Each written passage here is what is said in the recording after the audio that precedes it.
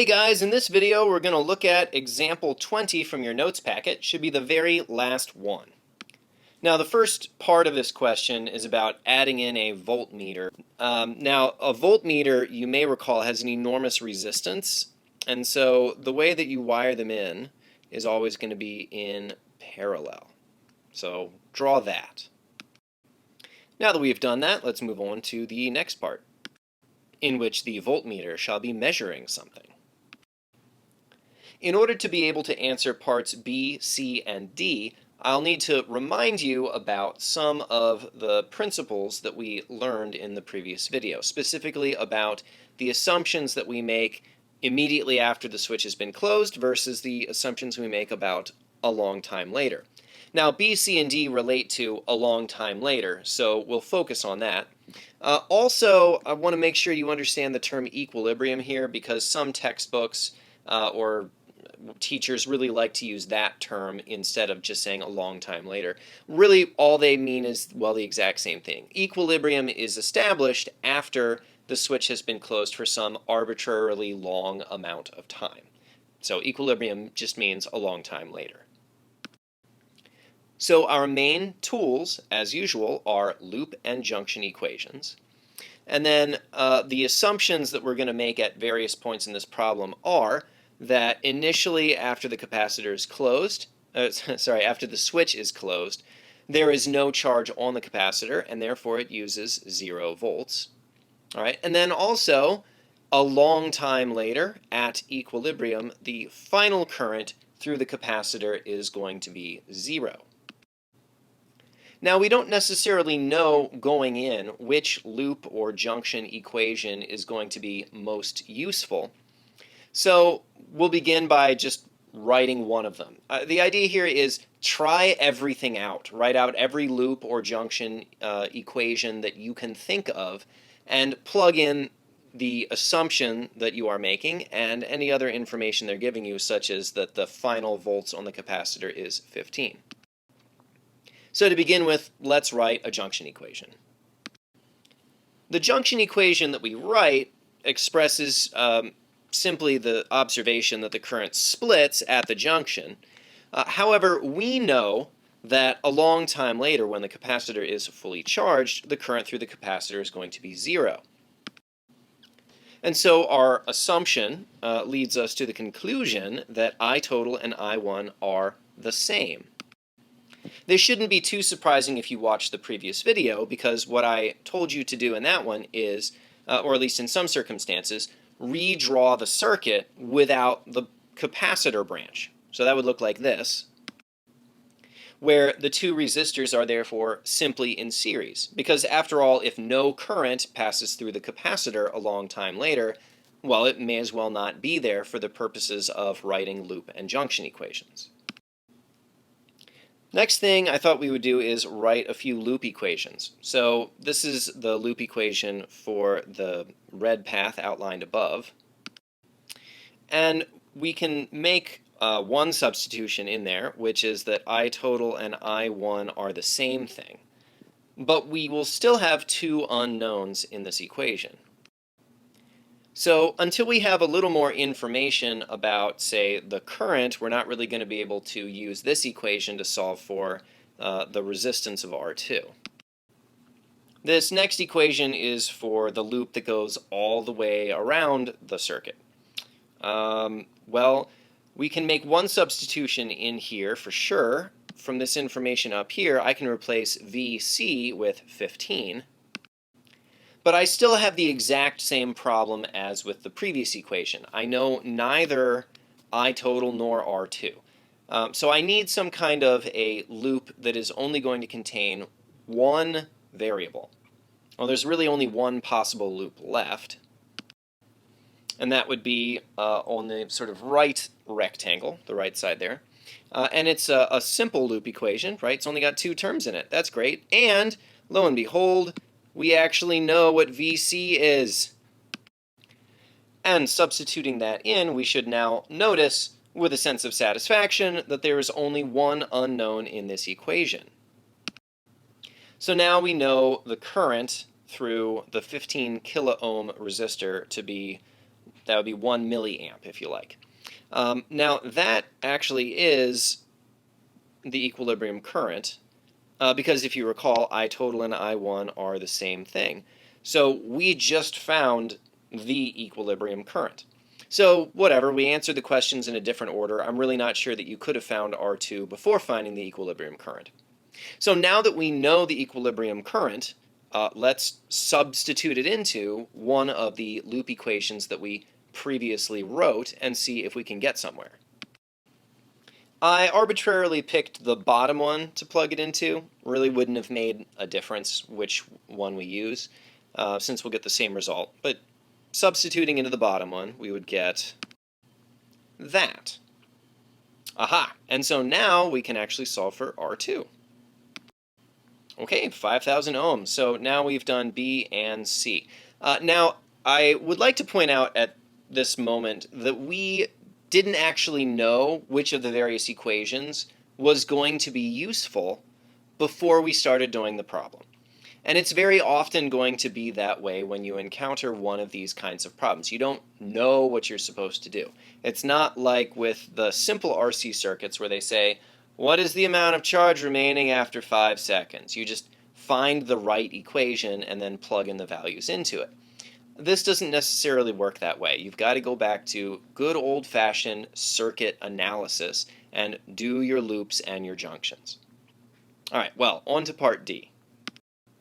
So funny thing is, we could actually have done this one all along because we already knew the volts on the capacitor was 15, and we knew that it was a 20 microfarad capacitor.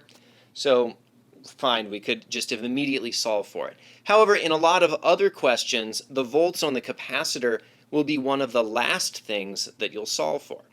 For example, if I had gone into the problem knowing R2 and the other resistance, then the problem would have been done the exact opposite way around. I probably would have started off using those resistances to calculate the currents, and then from those currents, calculating the volts stored on the capacitor, and then I could have found the charge. So depending on the information given, the order in which you do things will probably end up being different.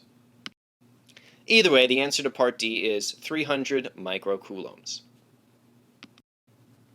So to recap the story so far, and also because we're going to need these values when we do part F a little later on, I'm summarizing here the values that we've gotten.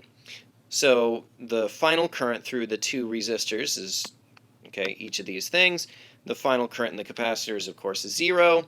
And now if we plug in the other information, the volts are going to be 5, 15, and 15. Wonderful. Now let's try out part E. The initial current in each resistor. Well, that is asking about the moment the switch is closed, what are the currents in each of the resistors? Well, let's consider the assumption that we said we had to make about that moment. At the moment the switch is closed, assuming the capacitor to be fully discharged, there will be no charge on it, and therefore it will use no volts.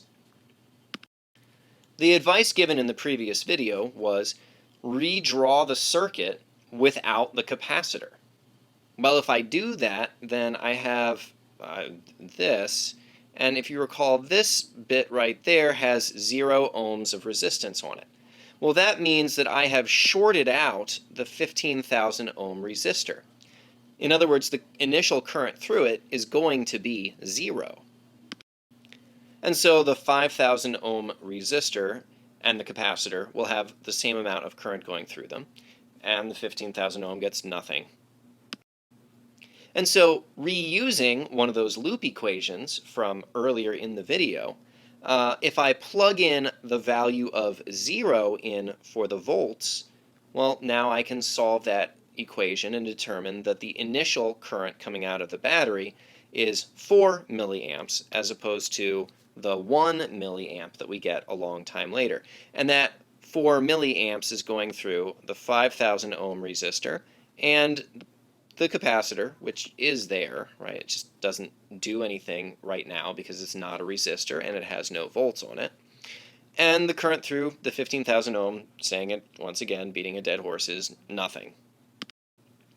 So in chart form, these would be the initial currents through each of those devices. And the volts, well, let's see, I've put 20 volts on resistor 2. And that may strike you as, I don't know, maybe a little bit baffling, but if it's a 20 volt battery and initially the capacitor has 0 volts on it, well then on this loop right here, the only thing receiving volts from the battery is resistor 2. So therefore, it is initially using all 20 volts. So both resistor 1 and the capacitor have 0 volts on them, which should make sense. They're in parallel, and we said an uncharged capacitor uses no volts. So therefore, if they're in parallel, and parallel things get the same number of volts as each other, and the capacitor has no volts on it, they both get 0 volts. Now, I was preparing you guys for part F, where we are going to make graphs of a number of different quantities. So all these values that we figured out are going to help us in constructing our graph by helping us figure out where the graph should begin and end. The other thing we need to talk about, though, is what are the shapes of graphs which you are ever going to see? And it's just exponential decay or natural growth. That's it. So this is fine, this is fine. It will never look like either of those two things. These are very wrong, very wrong. So this one would be exponential growth. I mean, it's fine, that is exponential growth, but you're never going to have a graph for capacitors that's going to be exponential growth. I don't even know what that one is called. You won't have that either. So no matter how tempting it may be to draw one of those two things, resist the temptation. It's got to be one of these shapes right here, either natural growth or exponential decay. To decide which kind of those two it's going to be, you should look at the initial and final values based on your calculations, and then decide which of those two things gets you there. So for I1, it started off with an initial value of 0. Well, that means if it goes up to a final value of 0.001, it's not exponential decay. That's going to be natural growth. There it goes. Whereas for I total, it had an initial value that was 4 times as high as the final value. Well, in order for that to work, we're going to have an exponential decay sort of a graph. The capacitor voltage during charging is unsurprisingly a natural growth. Oh, that's the worst I've ever drawn. Oh, much better. Okay, all right, and then resistor 2. Well, we said it initially uses 20 volts, and at the end uses 5 volts, so our graph is going to be, oh, that's still terrible, but that. A lot of the time with these graphing problems, by the way, I will ask you to try to make a common scale for things that are similar quantities. So for example, you should notice that with both of my current graphs, I made the scale such that 0.001 is at the same elevation above 0. And the goal there is to show visually the fact that these two currents at the end are identical. Because we said that's what happens. The final current through the two resistors is the same value because the current through the capacitor is ultimately going to be 0. So they receive the same current. All right, and so a way of showing that is by similarly scaling them so that you can see the two curves coincide to the same value. Similarly with the capacitor voltage and the resistor voltage graphs, I scaled those on the exact same level. So 15 is, there we are, right there like that.